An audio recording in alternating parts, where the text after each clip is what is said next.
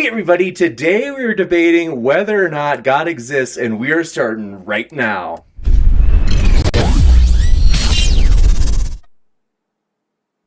Ladies and gentlemen, thrilled to have you here for this epic debate in which we have two very experienced debaters. We have none other than Jim Majors and Ben Fischer, who, by the way, this is going to be, I think it's been a while since we've done Does God Exist, so I'm really excited for this.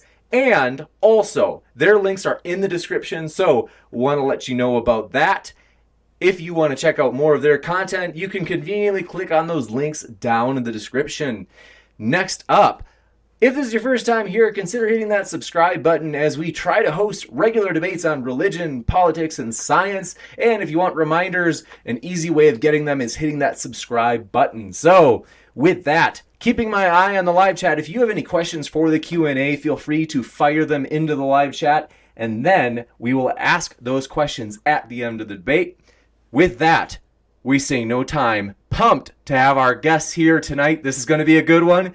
Gentlemen, basically we've discussed the format being 12 minutes, or basically if the speakers want to take less than that, that's okay too. But they have as much as 12 minutes for their openings, and then we'll go into 40 minutes of open discussion, and lastly, 15 minutes of Q&A. So Ben, the floor is yours, and thanks so much for being here. Thanks so much for having me on the program this evening. It's a real pleasure to be with you and to get the chance to meet you, James. It's been a thrilling experience. And thanks also to the Atheist Republic for featuring their key man here this evening. It's an honor to be here with you, and I'm looking forward to a great conversation. So the question that I've been asked to prepare to address here is the question, does God exist? And so this is a really important and fundamental question. And there are many questions which naturally arise when considering whether God exists. But I think perhaps the most pertinent would be, how can I know that God exists? Well, in tonight's discussion, I'm going to be prepared to answer that in the affirmative, and I will therefore shoulder the responsibility to demonstrate that point. But before I do, I see it as important to point out that any failure I must assume in attempting to prove that God exists tonight does not harm whether or not I can know that he exists. Nor for that matter would it harm my ability to know that I can know. For some philosophers have pointed out the opposite may in fact be true. Of course, to see that, consider the following illustration taken from former professor of philosophy at Rutgers University, Peter David Klein. In the example here, Klein argues that even if we do not know that we know that a proposition is true, we may still have the epistemic right to that proposition. Here is the example. Quote, suppose that person S has the right to a piece of property as a result of some valid transfer, all traces of which have been lost. Person S may know that she has the right to that property, but once S claims the property, S would have to defend her right to it against challenges. Thus, if S claims the right to the property, S may be called upon to demonstrate her right to that property, but S may have the right based on the valid transfer without being able to produce a valid defense of it. And so therefore, my responsibility to show that God exists only results from asserting that he does, not from knowing that God exists or believing that he exists, or even in being justified in believing that God exists. But of course, prior to laying out any argument for God's existence, I believe that it will be necessary to defend our epistemic right to believe that God exists. Why should anyone, for example, trust the proof that we offer in response to that most fundamental question? Well, I believe that anyone can quickly grasp the reason for the proof when it is understood that there are only three methods for demonstrating that an argument may be settled as firmly probative. And those methods were first outlined by second-century philosopher Sextus Empiricus. They were delivered against Plato's Academy, and here they are in brief terms. The first method is something that philosophers have come to call infinitism. It holds that a contingent proposition, just go ahead and call it A, is proven by B, that B is proven by C, and so forth, extending onto Z. But once we reach Z, immediately we become faced with the aforementioned trilemma, because in that event, infinitism here, which is our first argument, would hold that we prove Z on the basis of A prime. and that A prime is proven by B prime, and B prime is proven by C prime, and so on and so forth ad infinitum. And so for this reason, infinitism is essentially holding that we must continue the regressive proofs eternally, thus making contingent proposition A, the one that we started out with, eternally contingent. In other words, it is never provable. And so therefore, taken to its logical conclusion, it holds that nothing is ultimately probative.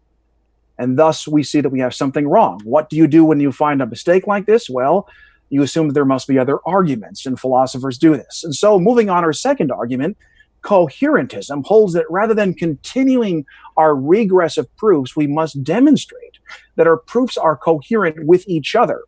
In other words, coherentism argues that Z is true because Y is the proof. Well, notice that the last proof simply affirms its adjacent member. We have thereby asserted that coherence, rather than independence, is to be favored when settling a matter as probative. Finally, foundationalism holds that there must be certain things which we choose not to prove. For if we don't choose something not to question, then the first two problems cannot be reasonably avoided, and ultimately, nothing is probative. Surely that is absurd, the foundationalist argues. We must choose something to rest our arguments upon. And so therefore, in the final analysis, to wrap this point up, coherentism and foundationalism assume traditionally two distinct forms. Coherentism can either argue that members A through Y together warrant a proof of Z, or that the warrant for Z is passed like a basketball between A and the other various members of the set. And on the other hand, foundationalism can either argue that we presuppose that Z does not need to be proven, or we show that Z may be axiomatically proven. What then is the difference between an axiom and a presupposition? Simply this: a presupposition is blindly assumed, while an axiom is simply a self-evident, irreducible prime. In other words, it is something which cannot be reasonably disproven. Examples of this kind would be A plus B would be equal to B plus A. Now, it should be denoted that my opponent in tonight's discussion, if he wishes to suggest that atheism is provable by some other method than those which I have laid out at the beginning of my talk, he will be attempting to essentially contradict almost 2,000 years of Western philosophy, affirming precisely the opposite. Indeed, as philosopher Victor Brochard has stated, quote, "The three tropes of Sextus can be regarded as the most radical and most precise formulation of epistemology that has ever been given," adding, quote, "They are still irresistible today." And so, having laid the methods of proof out, I will now argue for the obvious, that if we are to remain within the bounds of reason, we must admit that only axiomatic foundationalism can offer any hope of settling God's existence as probative. For if God's existence can be demonstrated as axiomatic, then his existence is doubtless and therefore objectively certain. Now for my central argument.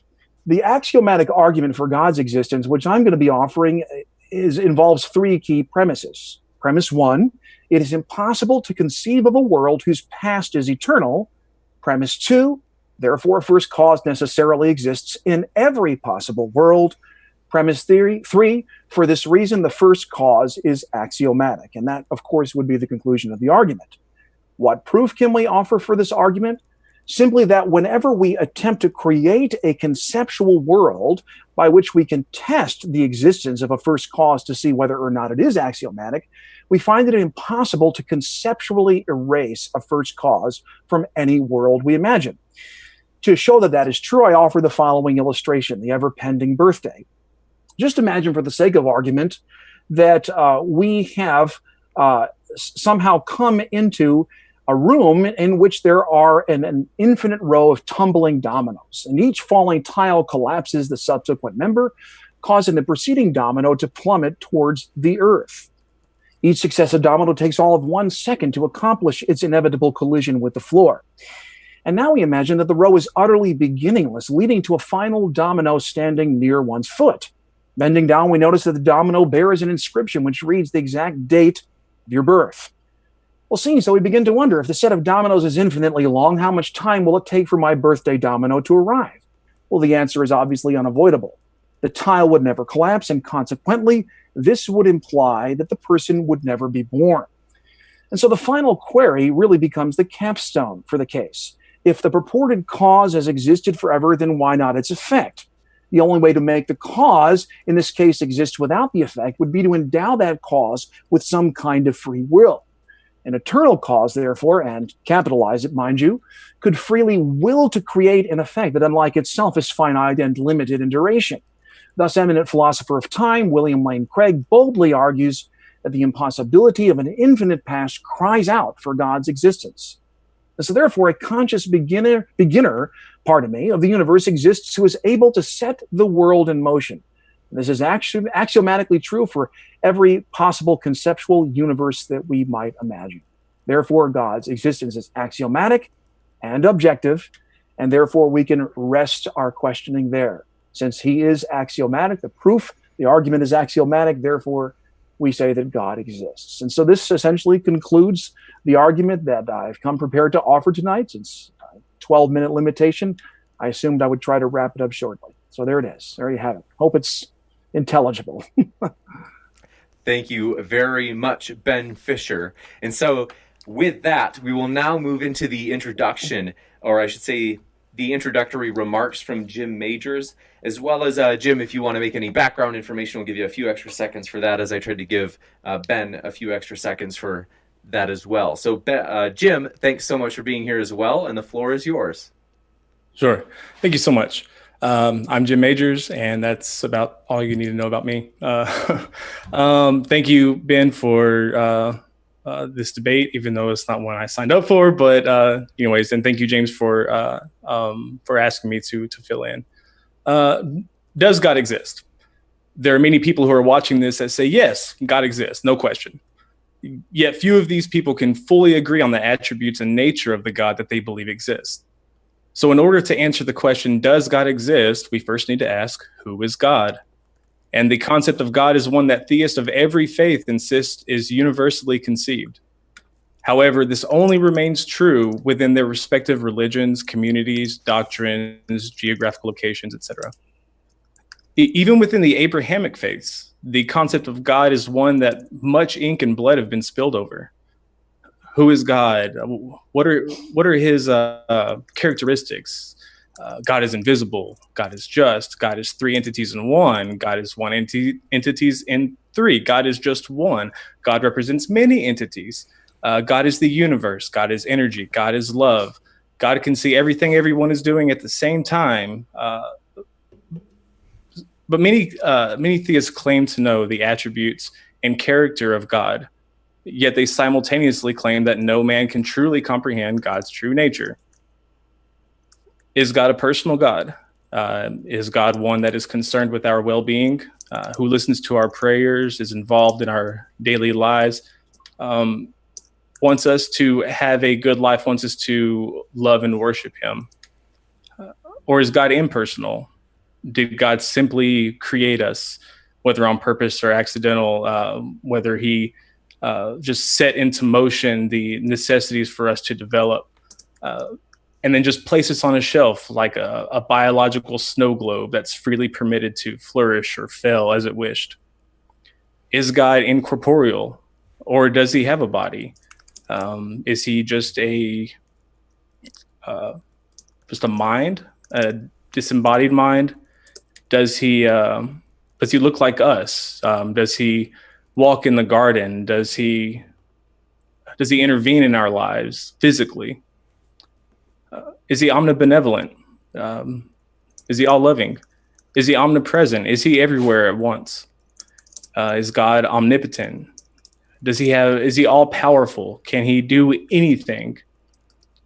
Is God omniscient? Does God know all, past, present, and future? Some would answer yes to all of these. Some would answer yes to some. Some would say no to all of them.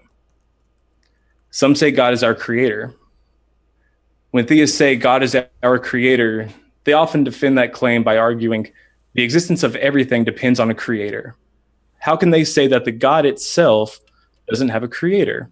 Why is God immune to the proposition, yet it must apply to the unknown vastness of the universe? Some say we were created by a superior extraterrestrial intelligence, and there's no shortage of videos, articles, or proponents of the idea.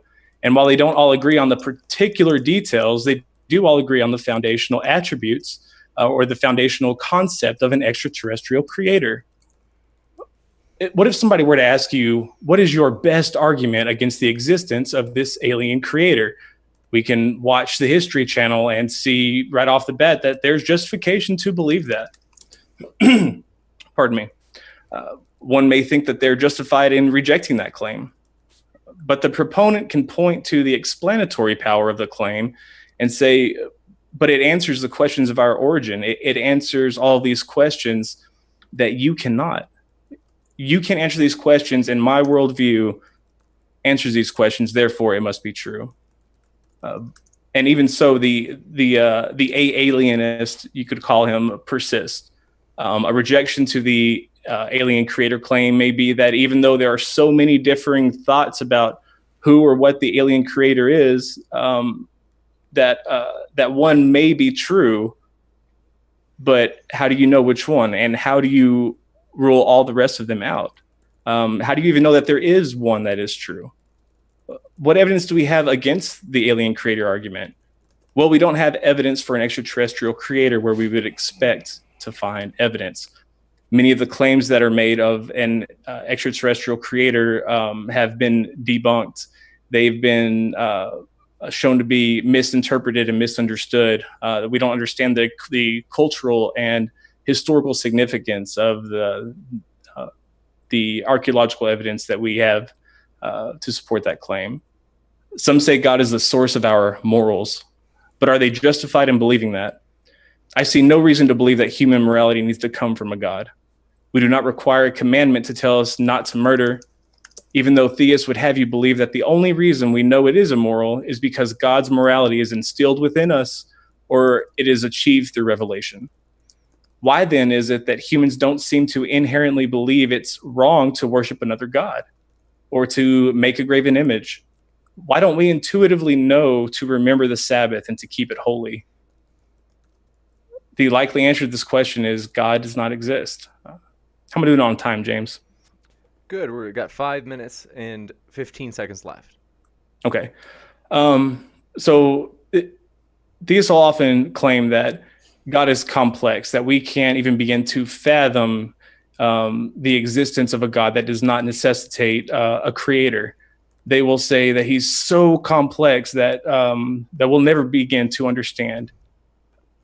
But if they're also going to say that the universe is complex, that the fine-tuning argument is a good reason to suggest that God exists because of all of the patterns that we see and all of the necessary physics that it took in order for life to be here in the universe, in this one small little speck that we know of. If we can say that, then we can say that the complexity of the mind of God also depends on a creator. You cannot base human reasoning on something that is far beyond reasoning, far beyond our capabilities of human reasoning. So when the theist breaks off what they call an infinite regress at God, for one, they're making the God claim unjustifiably. They are saying that you can go back to a certain point, therefore there must be an uncaused cause, there must be an unmoved mover, and that the only thing that can explain that is God. But for one, they're inferring that there necessarily has to be some sort of intelligent agent or intelligent agency about this being, or that it has to be a disembodied mind, or that it has to be a God that intended on making us. The domino argument, the one who pushes the first domino over, he's not directly responsible for the 31st domino falling over. It is the domino before that. Yes, you can trace it back, but it's saying that he had little to do with that other than just setting it off. So I see no reason why we can't just say that the universe is our creator. In fact, I'm perfectly justified in saying that. Who created the universe? Well, there's nothing to say that the universe itself isn't eternal, or the universe itself isn't so complex that we can't begin to understand it. with that, I'm going to go ahead and concede the rest of my time. You got it. Thank you very much, Jim. And with that, we will start the open discussion with a question that, fair enough to ask, we had come in and we'll ask it early. Someone asked, in particular, how would each of you define God? And so as we start this 40-minute portion of the open discussion, we'll let each of you cover that. We can start with Ben Fischer, and then we will go over to Jim. And from after that, Ben, you are welcome, or both of you are welcome to speak freely. And again, I want to say thanks so much for being here, gentlemen. Their links are down in the description. And gentlemen, the floor is yours. Okay. So the question, as I understand it, that the questioner has put to us, to both of us, is how do we define God? And here, I'm going to say that I personally am a Christian theist, so I believe that the Christian revelation is true, and my personal understanding of God would be seriously tied up with the Scriptures. I hold to a scriptural understanding of God. But tonight, my arguments have not necessarily presupposed that. I suppose that they could be used to support what some philosophers, I believe Paul Draper would be one of them, have called omnitheism. That is the idea that the God of deism, or the Abrahamic God, as Jim referred to him, that this God exists. Beyond what I have shown tonight, in order to actually implicate a Christian God, I believe that one would have to go further than that and actually go into the Scriptures and show on the basis of the Scriptures why the Christian God that I believe in is real, and how has he specifically revealed himself. But tonight, I've merely contended for the question, does God exist? And so therefore I'm contending that he does, using the axiomatic argument. God is conceptually present in every possible world that we imagine, so therefore God axiomatically exists. Okay, I guess I will say what my definition of God is. For the purpose of the debate, we can adopt your concept, because my concept is much more vague as to, allow for many other different God concepts. So when you say the God of Christianity, the God of the Christian Bible, I mean, that still, I believe, is too vague, because wouldn't you agree with me that the characteristics and the attributes of God vary within Christianity, whether God's corporeal or incorporeal, etc.? That isn't my understanding of the various theological constructions of God across the spectrum of evangelical faith, or even the global Christian faith. My understanding is that essentially the various attributes, among which I've identified, but there's others as well, that these would be shared by virtually all of the groups, all of the Christian sects. Such as? Well, such as a divine timelessness, such as aseity, not dependent upon anything else for his own existence, such as all wise, omniscient, all powerful, omnipresent, and probably most significantly to the discussion that I have walked out, that he is creator. Okay, and how do you assert that God is not dependent upon anything? Well, this is simply an inference of the argument that I've walked out. If God is himself dependent upon some other cause other than himself, which gives rise to his being, then what would prevent us from just simply referring to that other cause as God? Why wouldn't that other cause be God instead of the entity that we have initially addressed? So, sure. I absolutely agree with you. But we have to have some sort of a termination. Okay. Yeah. Oh, sorry. I agree with you. That if we assert that, then we'll have to go back, infinite regress, so on and so forth. But if we were to say that God has a creator, then if you would call that one God, but then at the same time you would be saying that your God is not the creator. But you make the assertion that God is in fact the creator and is the uncaused causer. So how do you put a stop on that infinite regress? Well, essentially, the Christian understanding of God is that God is eternal. And so an eternal cause itself requires no causal parent to author its own existence. And so therefore, the cause of creation, as understood in traditional Christian theology, just simply asserts that God has existed eternally and timelessly, that there is no sequence of events. Even in the consciousness of God, there is no sequence of events. And of course, without a temporal sequence, time itself breaks down. So God is timeless, and then out of his eternal wisdom creates the world as we know it. Okay. But you assert that it is your God, in fact, that it is the God of Christianity, not any other creator God or any other. There's a lot of pantheistic gods that are asserted to be the start of the universe that don't necessarily entail agency. So how do you even go about establishing an intelligent agent, much less that intelligent agent being your specific God? Yes, this kind of question certainly sounds initially philosophically very, very powerful. It's a powerful objection. I think it's actually very similar to the type of arguments which were first launched in the 2nd century by the skeptical philosophers, and here I have in mind some of the early Greeks. Specifically, the argument of skepticism is often construed as that in order for a given proposition to be proven true, we have to go about disproving every contrary to that proposition. So if there are any possible contraries to the proposition, then those things have to be knocked down or imploded. But what's been discovered more recently, since roughly the 1980s, is that many of these purported epistemic principles have been shown to be problematic. For example, just consider an argument that would proceed something like so.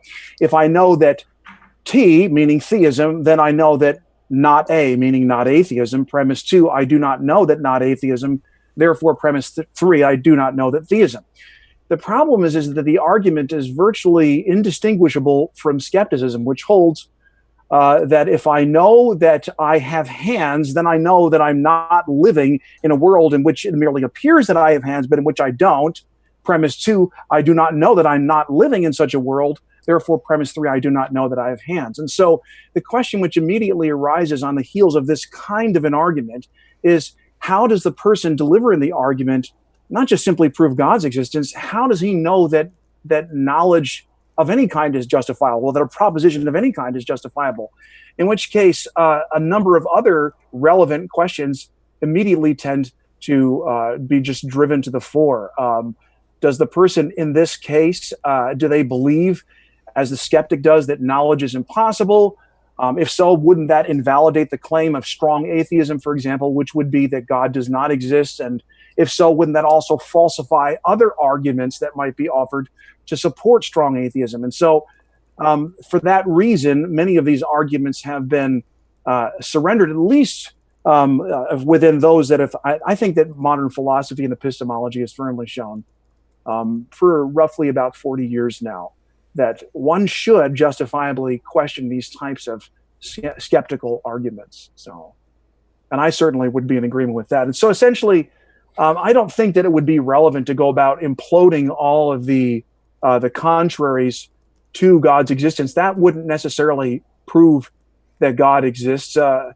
Essentially, what's rather strange about all this as well, if you'll notice, look again at the argument that seems to be framed here. Premise 1, if I know that theism, then I know that not atheism. Premise 2, I do not know that not atheism. Therefore, premise 3, I do not know that theism. What's interesting to me here is that the two propositions, theism and not atheism, are logical equals. In other words, theism and not atheism are the same proposition, because the only way for atheism to be false is if God existed.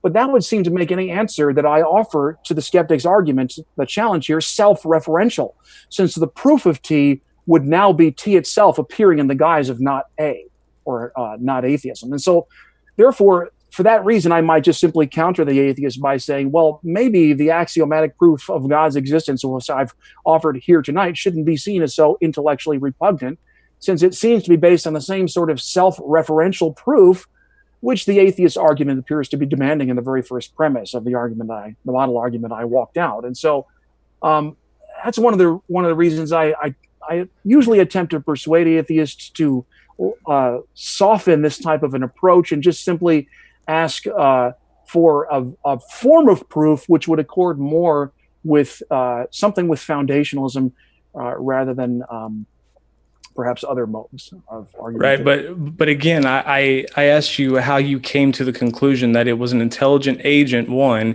and two, that it was your specific God that is this intelligent agent, and it wasn't like Apsu and Tiamat that created everything. How do you know that it was your God? Well, how do you come to make that assertion?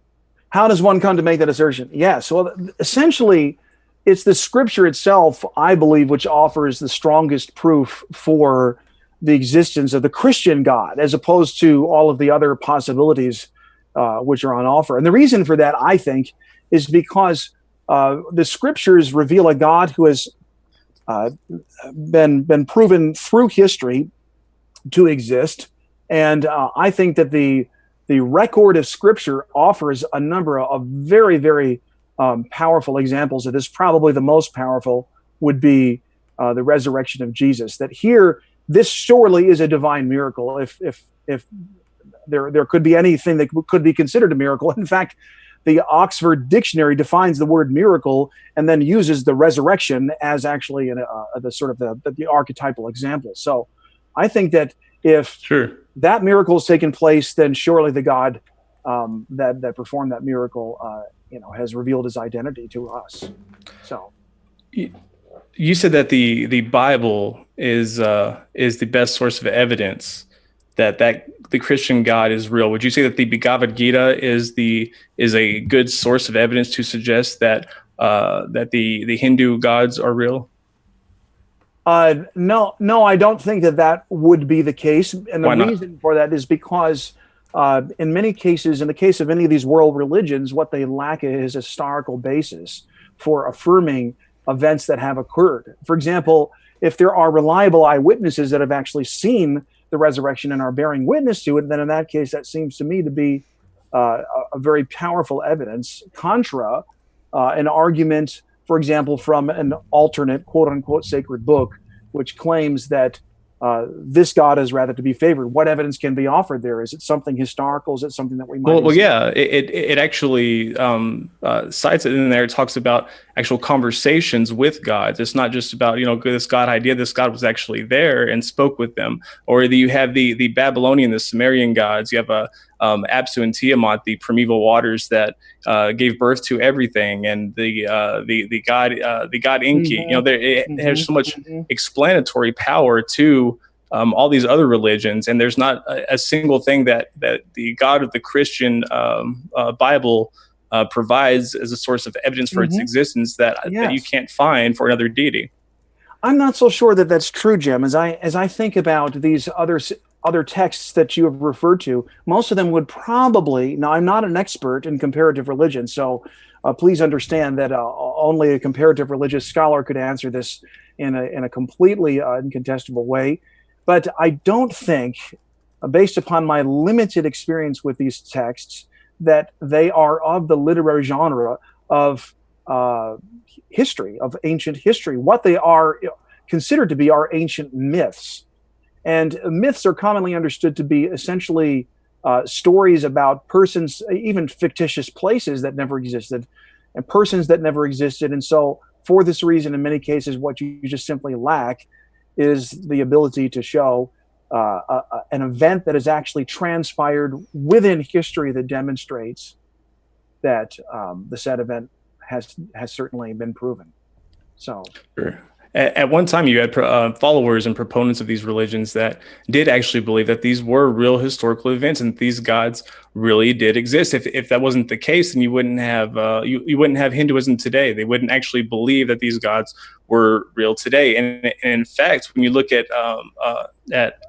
some sects of Judaism, there were some who believed that the Old Testament, that the creation narrative in Genesis was just an allegory. It was just a myth. It was there for another purpose. It was there for us to glean some sort of moral or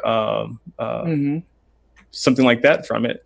Yet it's only because you believe that that this is an actual literal account. You can't.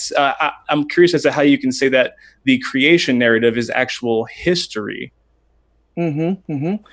Yeah, well, essentially, going back to the New Testament, for example, one of the things that we find here that's different from those other texts is that we can corroborate them as being sourced in genuine history. They're written within that context because we find that the persons they are describing actually existed. It's possible, for example, using standards for historical inquiry to actually learn something about the life of John the Baptist, not just based upon the New Testament, though that would certainly be a valid approach, but also on the basis of other ancient sources as well. And so Josephus, for example, described the existence of a historical John the Baptist.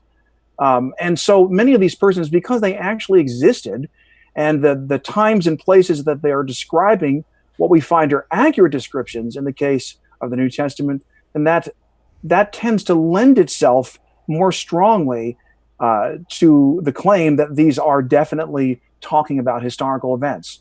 Going back to some of these other texts, well, I don't see how, though, because the events that you're referencing in the New Testament are just as far removed from the Old Testament events as we are removed from the New Testament events. But the value of a given historical claim lies. The value of a historical claim, for example, would not be weakened by passing farther into the past from us. The passage of time doesn't weaken historical claims. So how can you say that the historical claims that are made in like the Enuma Elish are false, even though that we can glean some archaeological knowledge from the text? Well, essentially, in the case of the New Testament, what we have is that the texts themselves are written very, very close to the time of the events themselves. Oh no! Wait. What do you define as close? Well, if one were to, for example, compare with other ancient sources, other ancient prose literature coming from the first century period, telling events that are coming from the first century period, sometimes we have as much as 1,000 years which transpires between historical events and the historians that actually record those events. Sure, and many times we have actual eyewitness accounts that were written as the events were taking place. I'm not aware of any that would be able to show that there is a single case within ancient for example, first century sources that comes as close to the actual historical events themselves as the text of the New Testament does. The text of the New Testament, the four Gospels, for example, are written within a generation of the actual events that are purported. And when it comes to Paul's writings, here we have information that goes back, some say, to within 18 months of the crucifixion. Paul wasn't a witness of the risen Christ. Well, that's what he claimed to be. He claimed that he had actually seen the Lord himself. But what I'm specifically referring to here would be the information that he gives in his in the letter to the Corinthians, in which he offers recounts an ancient church creed that came to within roughly, as I said, according to James D.G. Dunn, roughly 18 months of the crucifixion. And so for this reason, you have very, very liberal constituencies like, for example, the Jesus Seminar, who have gone on record essentially as saying that the version of Christianity that we have today was essentially preached on Pentecost after the same year that Jesus was crucified and reported to have been risen. That's rather remarkable. So I just wanted to point out that you have, Josephus. Josephus records contemporary events, the Jewish wars, the antiquity of the Antiquity of the Jews is very contemporary. The siege of Masada is something else that he records that year, if not within a couple of years. Yet I'm curious as to why you don't hold the New Testament to a higher standard. In many cases, we have not just one generation, but 2 generations, 3 generations past the time that these events actually took place, especially the ones with the more theological implications, such as the Gospel of John. Yeah, John, the beloved disciple, lived to the closing of the New Testament era, the apostolic era, and so therefore, one would say that Mm. essentially the entire New Testament, in the form that we have it today, was completed within a lifetime of the persons who actually saw the events take place, and that's not the case in Right. many other ancient sources. And But so, but but for we this know reason, but we know that the gospels were not written by the people that they are attributed to, that they're not traditional, that they're not that they're traditionally attributed to. The vast majority of modern biblical scholarship, that's a scholarly consensus. that they're not written by the persons for whom they are attributed. Correct. They are Yeah, essentially, pseudepigraphy. and pseudepigraphal. Yeah, essentially, none of the early church actually questioned any of the writings that they were authentic. Sure. For example, in the second century, you don't find this. Rather, this is the work of higher criticism, which Well, well, no, not really. When you're looking at the writings of Eusebius and Irenaeus and Papias, you see that like the Book of Matthew, for example, was supposed to have been the book of the Hebrew written in their language, yes, and yet we know that the Book of Matthew was written originally in Greek, and it doesn't even look like something that would have been translated from Greek. Whenever talking about John, there's a lot of discussion about whether it was John the disciple or John of Patmos, or another John, who yes, was but a how would that serve, for example, to falsify the resurrection of Jesus? So, well, for example, if the for the simple fact resurrection that it had wasn't written happened, by eyewitnesses.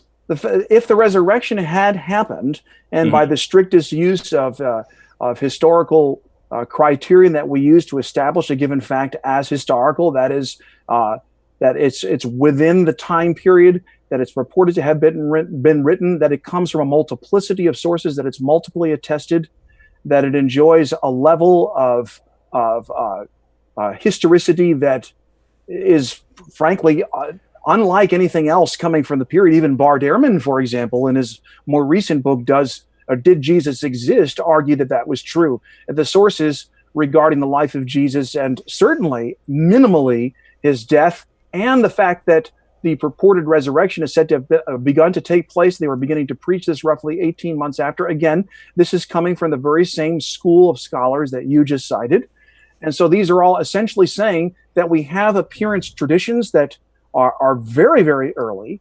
Sure. So all of this causes us to see that there are certain evidences which any good counter hypothesis to the bodily resurrection of Jesus must account for. You must be able to count, Okay. for example, the empty tomb. You must be able to, for example, account for the appearance tradition. You must be able to account for the very origin of the Christian faith itself.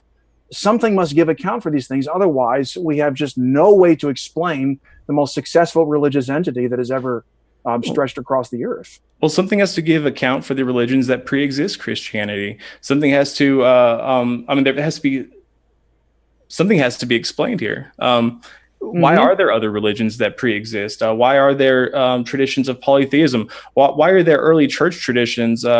Like, for example, you mentioned John living throughout the end of the New Testament to see the end of it. Do you believe that he was boiled alive in oil and survived? Well, if for example, my Because faith were to that's rest that's on the tradition is that he was attempted to be martyred, that they tried to boil him in Mhm, oil, mhm. and he survived. Or like the Apostle Paul, do you believe that milk came out of his neck and that his head bounced 3 times and a freshwater fountain sprung up from the ground each place that his head bounced? Oh no, I certainly Well, wouldn't that's believe church any of tradition, those. and that is in the earliest accounts of Paul's martyrdom. Hmm. Hmm. So why Yeah. wouldn't you believe that? Well, certainly, I would say that I don't believe it, but in order to Why? show, well, what, for example, is does my belief does would that my disbelief in that, does that count as knowledge? Well, but why wouldn't you believe it? It's In other church words, for tradition. example, well, let's answer the question here. Yeah, Precisely, yeah. The question precisely is why does wouldn't you my believe it? belief that my is my belief that milk did not come from Paul the Apostle's head, as you suggest, when he was cut down, does that count as knowledge? I think we would both agree both the skeptic and the Christian would come together and be united in agreeing that something more would be needed before my belief that no such thing ever happened could count as knowledge. How right? so? Like, so why? minimally, so Edmund Gettier, for example, held that knowledge was true, justified belief. Minimally, that's what it was. Now, Okay, well, what if I told you that today you can go and see those fountains, Tres Fontaines, and you can actually see where Paul's head bounced, and there are still freshwater fountains there today? Would you believe it? Certainly, I wouldn't believe it, but again, does that count as knowledge? No. Okay, so why wouldn't you believe that? I have something that I can show you, material, and I can show you in the text. In fact, the earliest accounts of Paul's martyrdom that this happened. I mean, why wouldn't you believe? Like, what is preventing you from believing? Is it something that's too fantastical or bizarre? Oh, I certainly, it's because I don't necessarily find myself having any good reason to believe it. But again, does that belief count as knowledge? What counts as knowledge? How do you justify something as knowledge? Do the standards of inferential not equal knowledge? I would say that you would need, in order to establish a given claim from the past is true, you would need to be able to show on the basis of historical evidence that the claim in question actually happened. Okay, what historical evidence is there for Jesus' resurrection that isn't there for Paul's martyrdom, in which milk came out of his neck and 3 fountains sprung up where his head bounced? Multiplicity of attestation, for example. There is multiplicity. There are other accounts. There are multiple accounts of this? Yes, there are.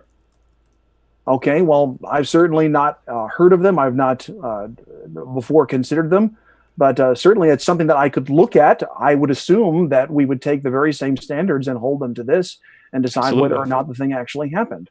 Absolutely, and going by those standards, I don't know what Jesus has or the resurrection has that that Paul's milky neck doesn't. Yeah, but certainly that isn't the thing in question when one asks the question of whether or not God exists. And I'm saying that the resurrection offers us a valid proof of, or at least something that we may use as an inductive argument to show that Christianity is true, that the God of Christianity is true. His existence wouldn't hang in the balance on the basis of whether or not milk came from Paul's neck. I'm sure you would agree with that. Okay. What about things that are in the Bible, right? Because you agree that the Bible is the divinely revealed Word of God. So what about the church tradition that Moses wrote the first 5 books? Would you believe that? I think so. Yeah, I'm what for Mosaic authorship. Besides church tradition, what are you basing that belief on besides church tradition? Well, there's nothing else besides church tradition that I'm aware of. But again, I'm not a Pentateuchal scholar, so. Is there good reason to believe that when there is so much biblical scholarship to suggest otherwise? Well, if you're referring to the JDEP, the fragmentary hypothesis, for example, that's one of them. But there's many other hypotheses that have been developed since then.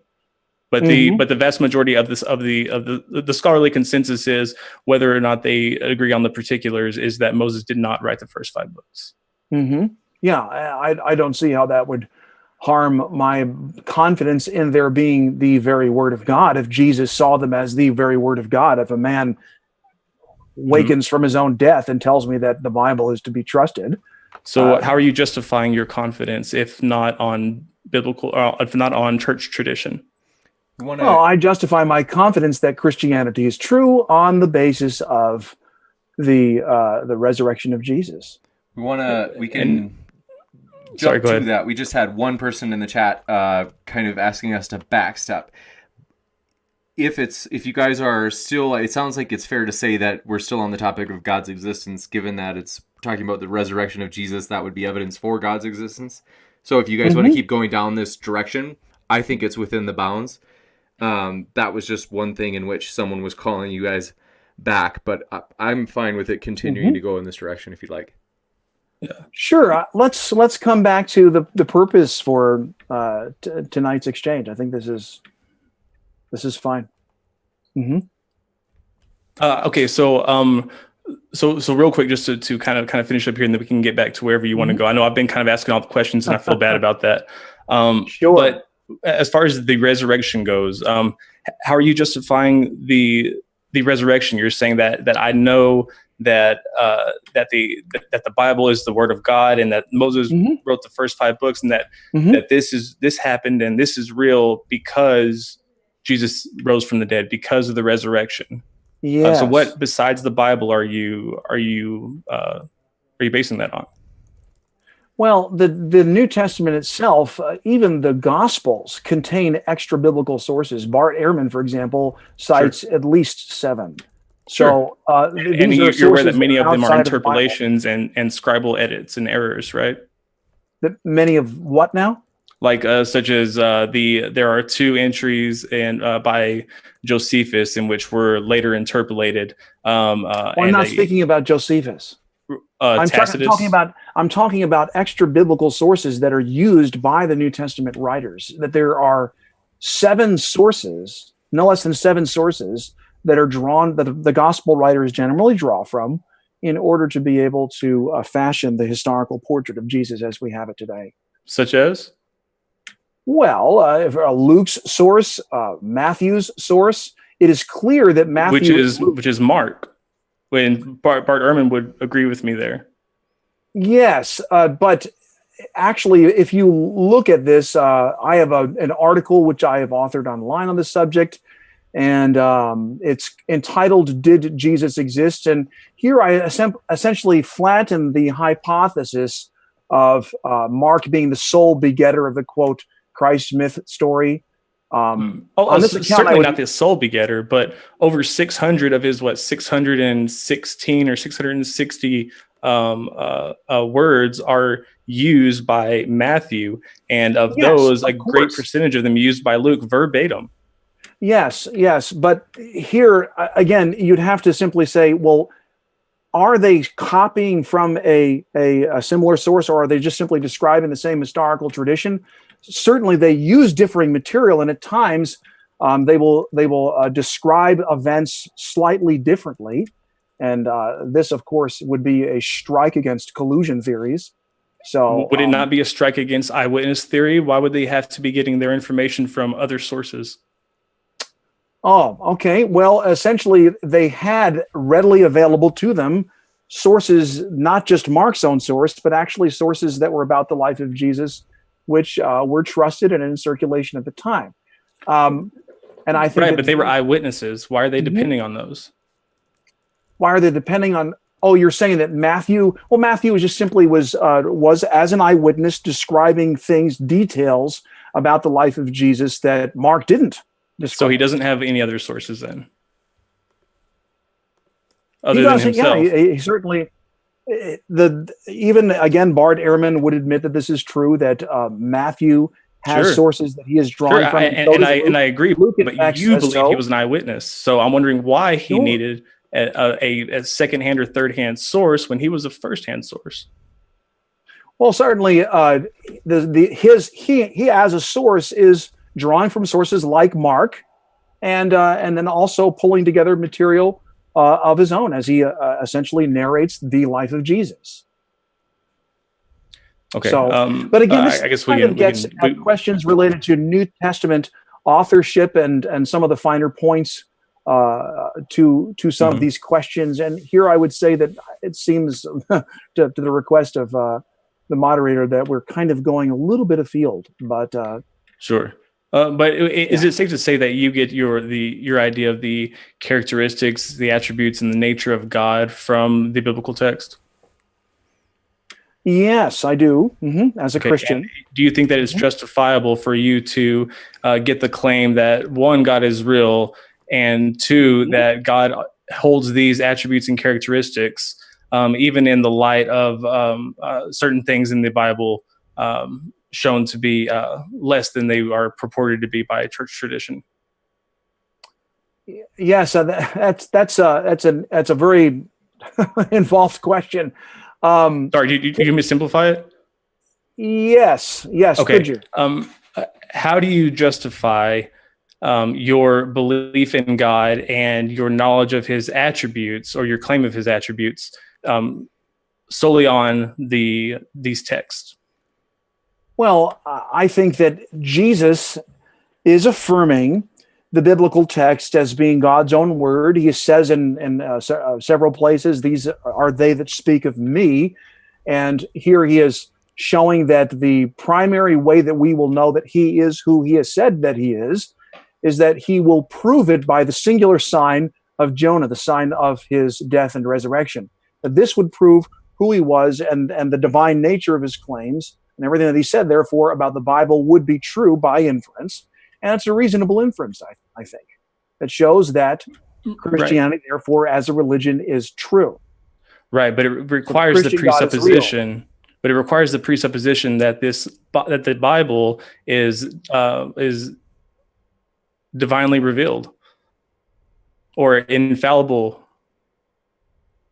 I don't believe that Jesus' resurrection presupposes the infallibility of Scripture. No, the Scripture that you're quoting that is saying that the Bible says that it's true and that it's the Word of God presupposes that the Bible is in fact the Word of God and is infallible. So for example, if I found a book and it said everything in this book is true, I would only believe that everything in this book is true if I presuppose that everything written in the book is true. Yes, but there, I'm not relying upon that. I'm relying upon an external sign, and these words are generally believed by even skeptical scholars to be, in many cases, that we can point that in a number of cases these are actually the words of the historical Jesus. Well, many scholars, in fact, the majority of the scholars get to the point to where Jesus was crucified. In fact, they don't attribute any divinity to him, any miracles, anything of that nature. In fact, they can commonly agree on a few point facts: that Jesus existed, that he led a small band of followers around southern Judea in the first century, and that he was baptized by John the Baptist, that he was crucified by Pontius Pilate. Other than that, no, scholarship does not agree with you there. Agree with me in saying what? In saying what? In saying that Jesus rose from the dead, or that there was an empty tomb, or even a tomb to begin with. Well, certainly it is supposed that if the resurrection, which is being spoken about, we know that in this case, even the earliest Jewish polemic against the Christian faith presupposed the actual empty tomb. If the tomb still contained his body, then certainly the Sanhedrin could have squashed the early Christian movement with one fell swoop. Simply exhume the grave, show that his body still lay there in the hillside, show that the entire thing was a crock, and end it right there. The fact of the matter is that Christianity rose in Jerusalem in full view of the very people that orchestrated his crucifixion. And it's strange that even though we know facts about the tomb, we know that Joseph of Arimathea carved it out for Joseph of Arimathea, but it was a new tomb that nobody had laid in it, and it was in his garden. So we knew exactly where it was at. In fact, Mary knew it was at. And some of the Gospels, some of the apostles knew where it was at. Roman centurions knew where it was at. Everybody knew where the tomb was. Yet today, nobody knows where the tomb is. How does somebody forget the location of something as important as the tomb of Jesus when it's so definitively described as to its location? Well, essentially, I think that there are some good grounds for saying that we possibly do know the location of the tomb of Jesus. Although, once again, the knowledge of where precisely his tomb lies could be seen as immaterial to the point of his actual resurrection. I don't know that that's necessary to prove that. But for example, if you're going to assume an empty tomb and then assume he's a savior, I mean, isn't it kind of hold on one second silly to assert that? I'm not sure if Ben was finished on that last point, so I want to give Ben a chance to respond. Sure. And I think that it's easily I can understand how you interpreted it as that he was done. So I don't mean to cut you off, Jim. The second thing is we'll go into the Q&A in just a few minutes. So if anybody has a question, feel free to shoot that into the live chat. Yes, yeah. We still have a few minutes of the open discussion too. Okay. Well, some of the questions that I have are what do you understand your position to be as an atheist? Would you view yourself as a strong atheist, a weak atheist? I mean, is your atheism simply an atheism of a lack of I, belief in God's existence, or do you hold to a more propositional form of atheism, which would say essentially that for example, if this is a knowledge claim, you know that God does not exist? well, I think it'd be silly of me to claim knowledge of that. I don't believe that any gods exist, and I don't believe that there's any good reason to believe that gods do exist. Hmm. So this is essentially your definition is more of a psychological definition. Essentially, that you No, were in the psychological state of unbelief in God's existence. not any more psychological than your belief state is. Well, I'm just simply asking the question because essentially, Paul Draper has critiqued this form of lack atheism as being No. I'm not a like theist. Okay. Well, thank you for that. So essentially, do you believe, I mean, are you essentially admitting that one of your main arguments against theism would be the one that I trotted out, which essentially winds up seeking for a self-referential proof of God's existence in the first premise? Would I say that that's one of my arguments? And essentially that in order for me to prove that theism is true, that I have to show that atheism is not. No, in order to show that theism is true, you have to show that theism is true. I believe that you should have to you should have to prove the claim that you make and not the, not the opposite. Yeah. As I understand it, essentially, again, my question therefore becomes, since your arguments have essentially come from the place that you believe that God probably does not exist, that this is something that you believe. Do you believe that you might be in any sort of way, shape, or form presupposing your own argument? No, I don't believe so. I used to be a theist. So, I mean, if you're saying presupposition, I mean, how far back would you go as to that presupposition? I mean, I can say that I presuppose that that God existed, and then I worked my way through it. But as far as the presupposition now, no, I don't operate from any presupposition other than I do not know. I operate from no presupposition that's unnecessary. The only presupposition that I operate from are my own, such as cause and effect are real. Just my properly basic beliefs that I cannot justify regressing any further back behind that. Okay. Well, thanks for defining those few things. I appreciate that. It helps me to understand your position a little bit. Absolutely, yeah. No problem. Okay, well, I'll go ahead and hand it over to our moderator. I don't really have any other questions. Gotcha. With that, just testing out the audio. Let's see.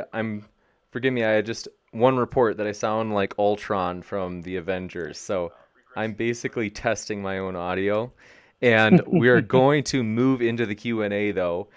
With that, want to let everybody know, we'll go through the super chats first. That's an option. I can't remember if I mentioned. If you'd like to do a super chat, it puts your question at the top of the list, and it also allows you to make a comment toward one of the debaters. So they, of course, will get a chance to respond to that comment. We will jump into the Q&A right now. So, Oh, okay, gotcha. Just fixed the audio problem. So thanks so much for letting me know. It was echoey before, and now we're good. I am so honestly thankful. So people have I love the people of this channel. They've been so helpful. We've had so many tech issues, Ben. We've made it. Tonight has actually been really smooth. We only had a little bit of echo on my side. So excited. I'm glad. I wanted it to be good for your first visit here to the show. So with that, we will jump into these questions. So first up, thanks so much for your super chat. Her name is this is her name. She calls herself this. It is Stupid Whore Energy. We appreciate that. Gosh, why this is even more trollish than Steven Steen's super chats. She asks, so there are some troll ones. I'm going to speed through this because we appreciate your donation, Sarah. Seriously, is James circumcised or uncircumcised? Well, virtually everybody in America is circumcised. In case you're not from America, now you know that. So, To be fair, James, you had it coming. You asked for it. I'm not sure how that is, but I'm sorry, Wilson. Thanks for your super chat as well. We appreciate that. He says, Jim's mustache makes my mustache sad. Very sweet. Oh, I hope it can give your mustache something to look up to, and I just hope to be a good role model. That's all. I'm amazed, by the way, if the audience, hopefully you can see our video, if you can see Jim and Ben both have ice blue eyes. Like they just have these striking eyes. I feel kind of, I'm the odd one out. Just terrific eyes. All right, next up, thanks for your super chat as well. Stupid Horror Energy strikes again. Thanks for your super chat. She says, what does Ben think of uncaused events like virtual particle pairs being generated in a vacuum and radioactive decay?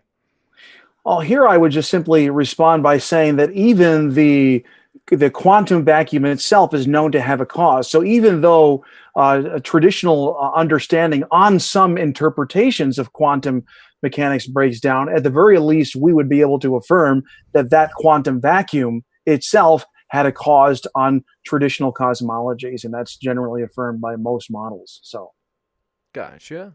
Thanks so much. Next up, Stupid Horror Energy also asks, how does God justify his beliefs? How does God justify his beliefs? That's right. I'm not sure that this is related to the question of how do we know that God exists. But let me just say that I'm not aware of any understanding of Christianity, perhaps with the partial exception of some very novel interpretations of Scripture that would show that God had beliefs or that God has faith. I don't know that that's true. So, yeah, I hope that doesn't seem as though I'm dodging the question. No, but it's all right. It's I've never heard that question before. So, Stupid Horror Energy also asks, thanks for your super chat. She says, an axiom is a quote, a premise so evident as to be accepted as true without controversy. And she says, how does God fulfill this definition? Here I'm understanding essentially that an axiom, this would be more in mathematical terms, a self-evidential, irreducible prime.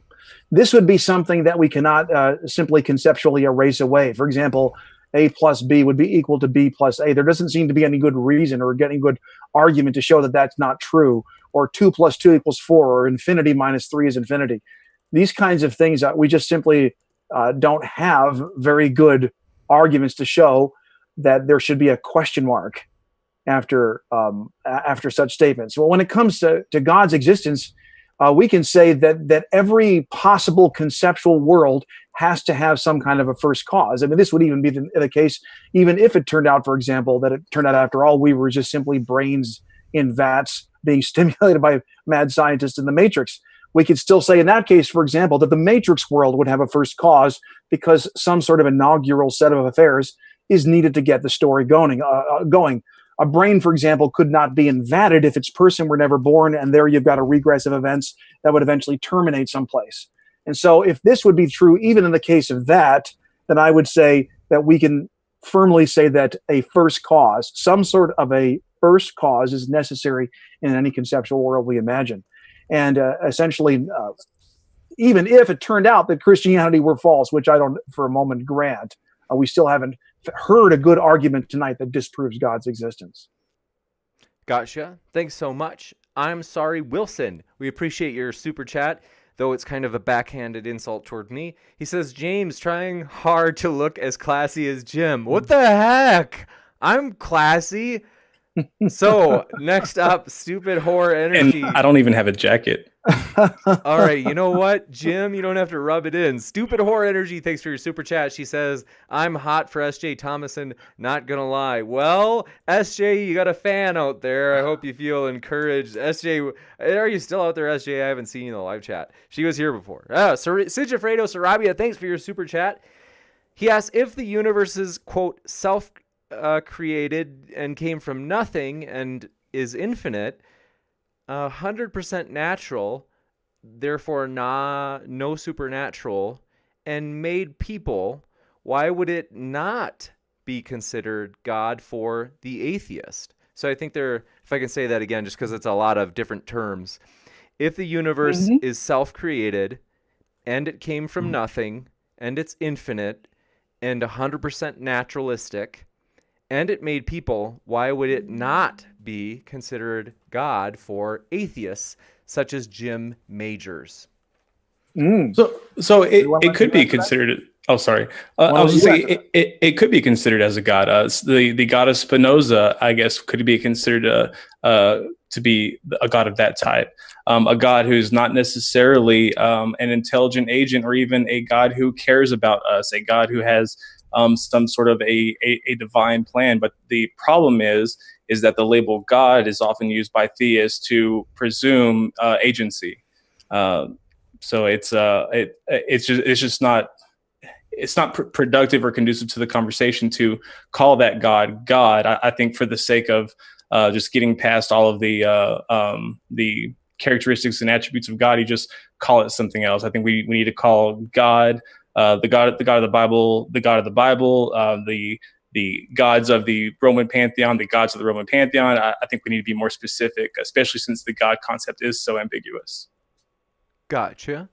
Thanks so much for your other super chat. Stupid Whore Energy. She says, Ben, the New Testament uses words like legion in all capital letters, which is clearly a Roman word, which means the New Testament was written way after those events took place.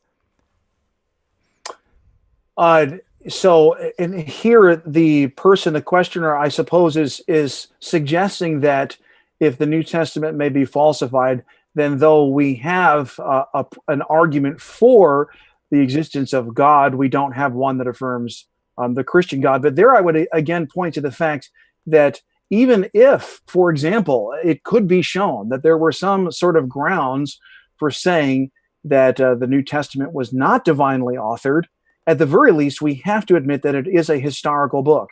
And if it is a historical book, we have to judge it by the criterion of historicity, which are standard across the discipline.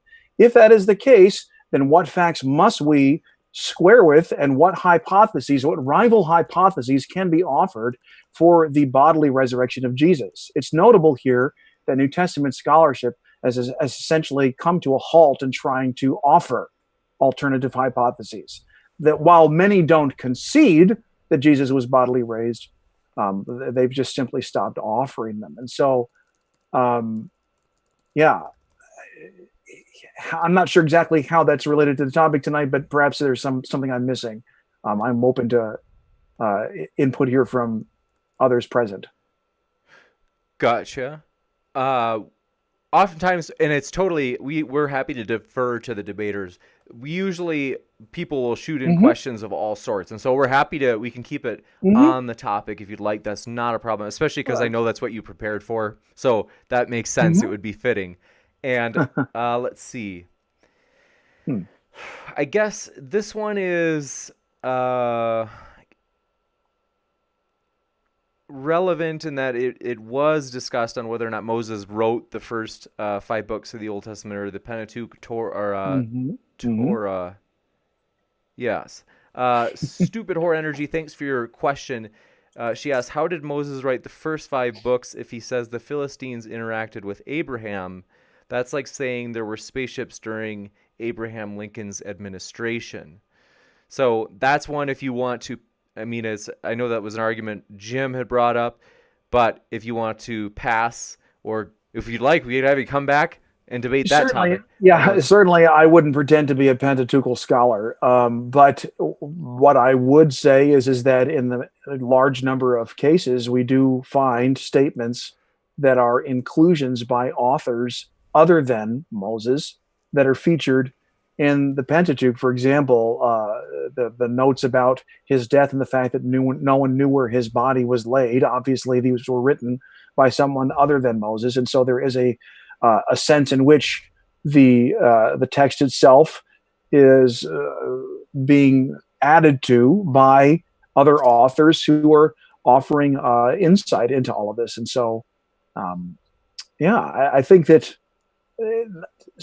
traditionally speaking, I don't see how necessarily Mosaic authorship, or a challenge to traditional Mosaic authorship, would equal Christianity as false. I mean, even if it was compiled, I would admit that there are other authors that are contributing to the work, so that Moses is not the only author in this case.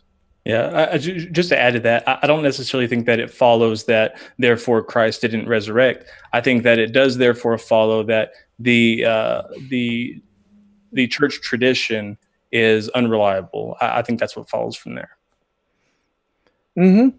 Yes, and I certainly that you could come to that conclusion, but I would, again, my understanding of the divine authorship of the Bible is connected to Jesus' claims to divinity, his resurrection, and this being an attestation to a sort of a revelation, a self-disclosure of who God is, deeply connected to his word, as understood by the Christian, by Jews across ancient history.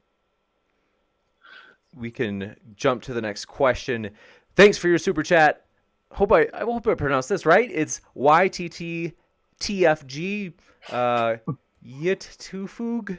Sorry. They asked, coming at ya, Ben Fischer. They asked, where did God get his powers from? If he's eternal, that means no one gave him his powers.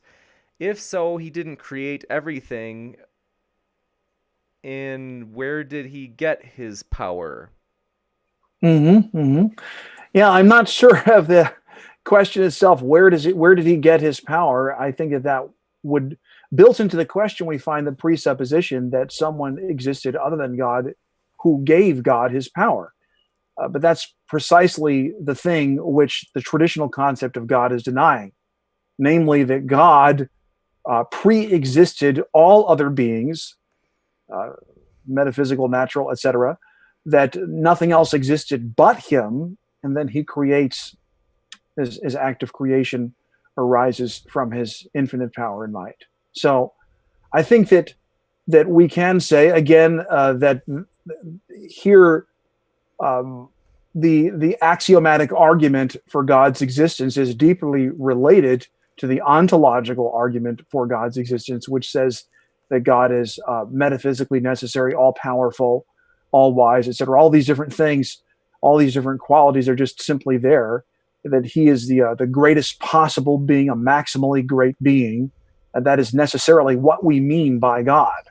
So it seems to be an argument against the very concept of God itself, but it doesn't necessarily debunk the first cause argument, which I pointed out, and so therefore it wouldn't falsify the axiomatic argument. Gotcha. Next up, translator Carminum. Thanks for your super chat. They said Verona and Mantua are real cities in Italy. Were Romeo and Juliet real then? Also, do multiple... Oh, certainly not. You bet. And then they said, also, do multiple contemporary accounts of post-1977 Elvis sightings mean that the king faked his death or rose again?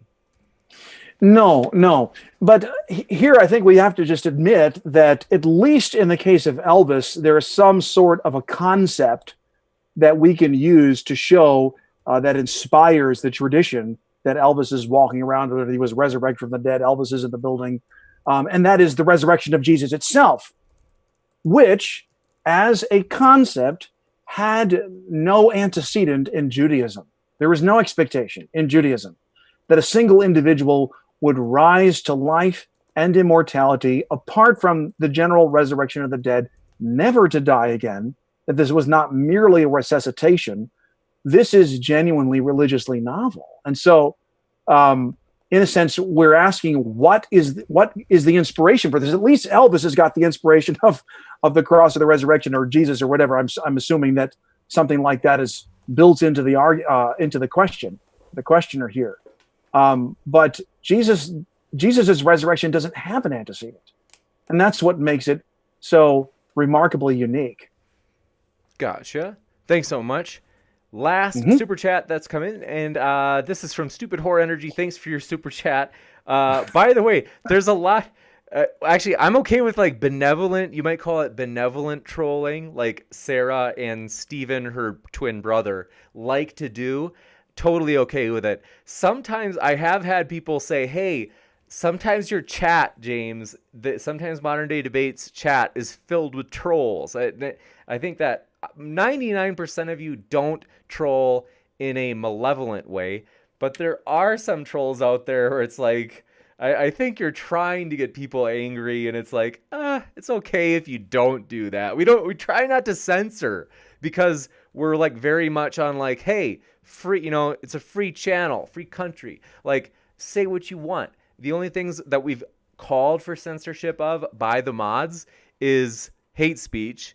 But, if the trolling gets to be where it's ruining people's experiences, the mods might crack down on trolling a bit. And again, that's malevolent trolling we're looking out for, where you're trying to get people ticked off.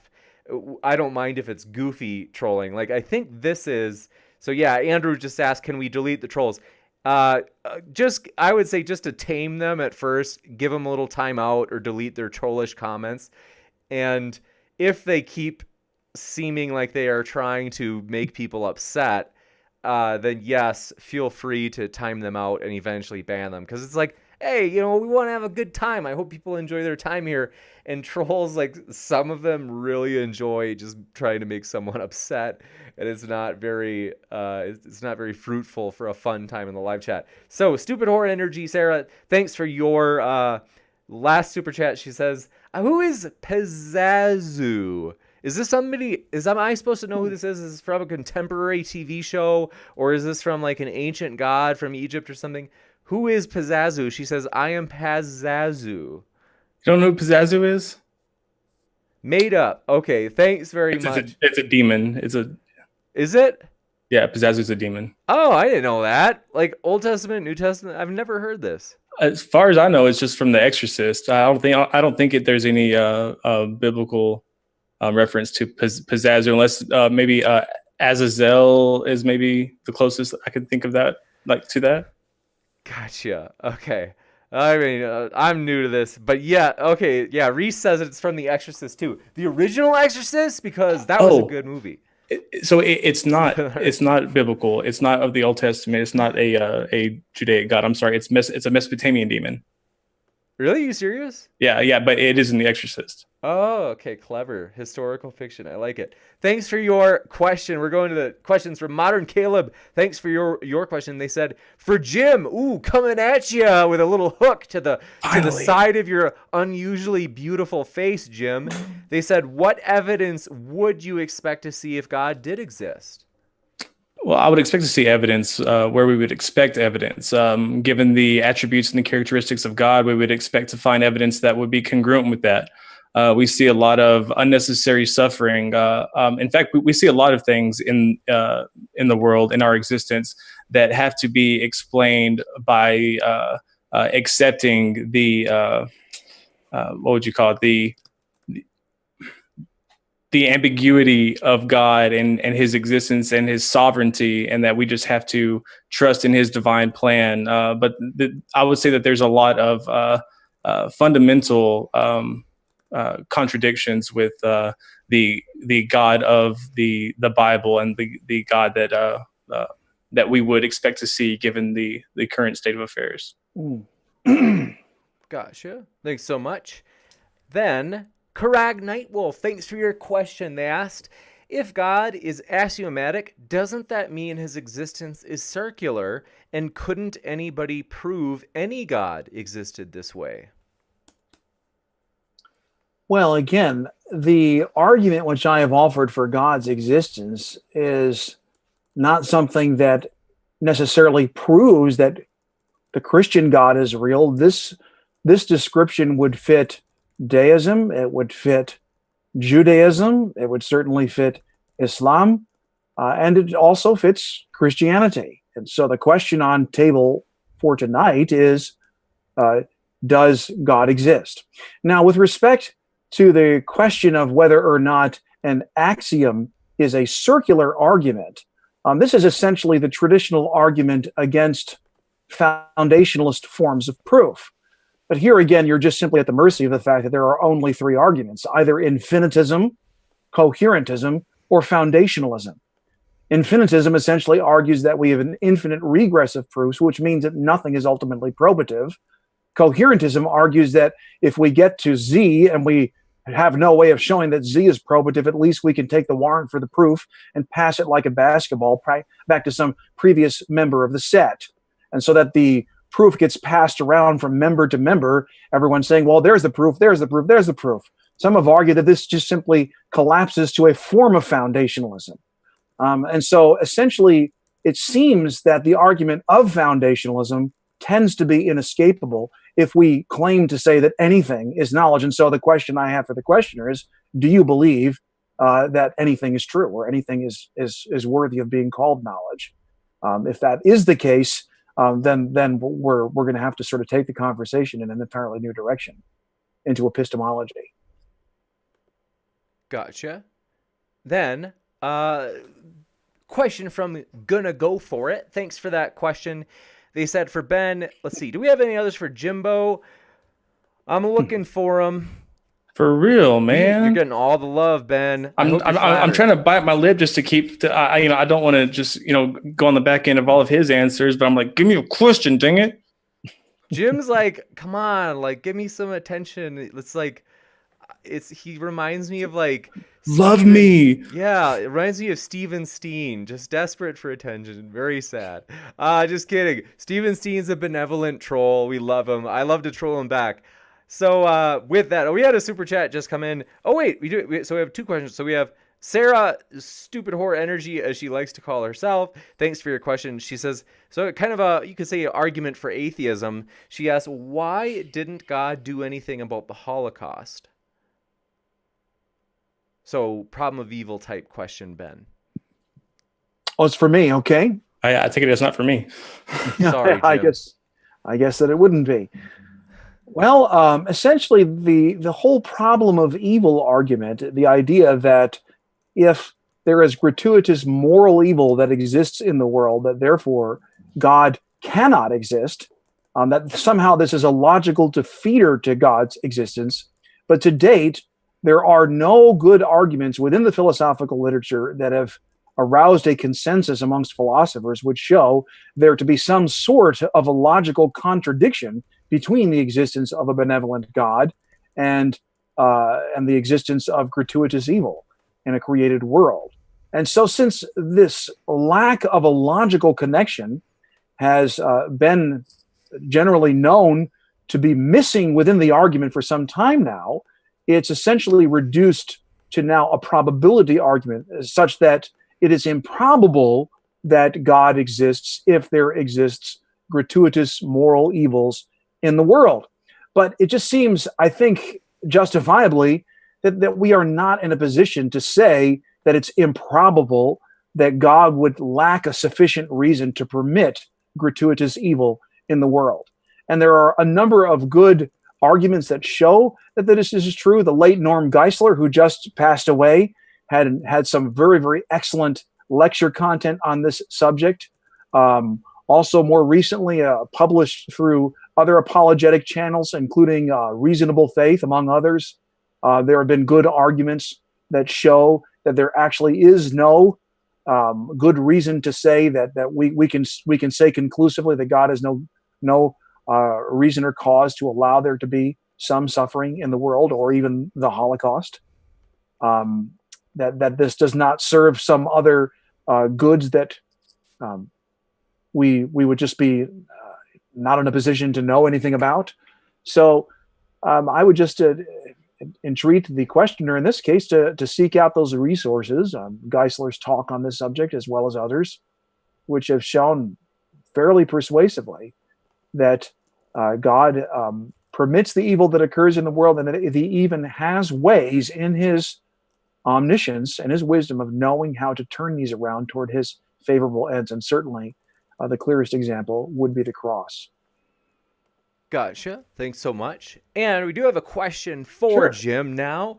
Jim thanks for your super chat, Super Horror Energy Sarah. She says, for Jim, what do you think about the fine-tuning evidence?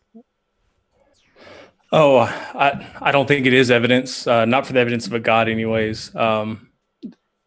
Are the things that we see complex? Yeah. The trees, the ocean, the cosmos, is the mind complex? Yes. But God is necessarily far more complex than any human or even any community of humans. So consequently, it is very unlikely that God just happens to exist without having a cause. And if the complexity of the universe and everything in it depends on a creator, then so does the complexity of God. Gotcha.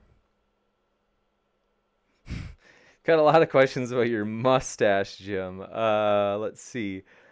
So, any more serious questions for Jim? Thanks so much for your questions, everybody. Yes, my mustache is one of the many God concepts. Can we move on? We've got one more from Gonna Go For It.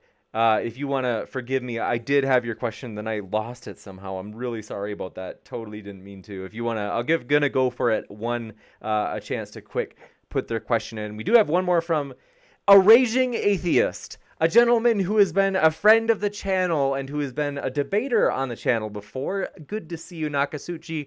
And I always say, reminds me of my cousin. I love him. So he's like my cousin Randy. Terrific. So a raging atheist, he says, if God came from nothing, do you not believe that the universe came from nothing? No, I have not asserted that God came from nothing. I certainly hope that has not been communicated this evening. No, I don't believe that God came from nothing. That would not be true. There's no sense in which God came from somewhere, because God transcends space, pre-exists space, and so there is no sense in which God came from somewhere. Gotcha. Thanks so much. Mm-hmm. Mm-hmm. And Gonna Go For It. I'm waiting for you. If forgive me for missing that question, but we do have a super chat that just came in. YTTTFG, thanks for your question. They asked, if God is immaterial, how is he also complex? Is this question directed toward me or toward... I think it's directed toward you. Sounds like it's probably a question for Jim. His last comment. I don't know. Sorry. I don't know why God is claimed to be complex, or God is necessarily complex in order to be the creator of everything. Gotcha. Thank you very much. And Gonna Go For It. Thanks for your patience. I'm just gonna kind of let them like squeeze their question in because I missed it before. They asked, if God doesn't exist, he can't be the author of the Bible. Can Ben prove he exists without going to the Bible? Yes, I think that the arguments which I have offered tonight, during tonight's debate, have not relied upon Scripture itself to show that God exists. Rather, we have relied on standards of reasoning. And we've talked about an axiomatic argument for God's existence. We've spent a little bit of time walking out epistemology and the various forms of argumentation that are there by which we might settle something as firmly probative. And so it seems to me that I've argued effectively for foundationalism. I've argued effectively for an axiomatic concept of a first cause in every conceptual world, that this is unerasable in any conceptual world that we might imagine. And so therefore, on the basis of that argument, unless there's some sort of a defeater to that point, I think that the questioner would be stuck with the conclusion to the argument. Therefore, this being must exist, this first cause with consciousness. Gotcha. Thanks for your super chat. Just squeezing this in. We appreciate it, Sigifredo Sarabia. And then we will wrap up, as I want to respect the debaters' time as much as possible. We appreciate them being here. Sigifredo Sarabia asked, does it follow if the Christian God doesn't exist, that therefore none do? Is this an argument or a question I for? think it's for Jim, if I had to guess. I was going to say, I think it'd be interesting to hear both of our answers, but I'll answer first. Sure. No, I don't believe that necessarily follows. I think that it's important to address each of the concepts and claims individually. And things like the Abrahamic God or such can, I guess, be approached as the same because they are foundationally the same God. But when approached with other concepts, it's important to look at those individually. But I've not yet been presented with a concept, nor do I believe a God concept exists that has any more evidence for its existence than any other God concept. Gotcha. How about you, Ben? If you'd like. Sure. Just restate the question one more time because I just want to make sure that I've not missed something. You bet. They just said, if the Christian God does not exist, would it follow there is no God at all? Yeah, here I think I would just simply agree with Jim's assessment of the question. I think that we would have to respond by saying no, that would not logically follow. Gotcha. Thanks so much. And with that, I want to say thanks everybody for being here. I wish we could go on, but I've already gone a little over time, and I really appreciate the debaters being patient about that. So we've loved to have them here. If you enjoyed listening to what they had to say, go ahead down in the description. We have both of their links, so you can conveniently find more of their content. We've got Ben's website as well as his YouTube channel, and then we have Jim's YouTube channel as well as his Twitter. So you can also contact them. I know that Jim, you can contact at Twitter. And then, Ben, my guess is you maybe have your email at your website. Yes. Well, thank you guys very much. You guys have both been very respectful. I think those are the conversations that people enjoy most, is definitely a lot of positive feedback for you guys from the live chat. So with Agreed. that, want to say thanks so much. Thanks for having me. Thank you, Ben. My Thank you. pleasure. All right.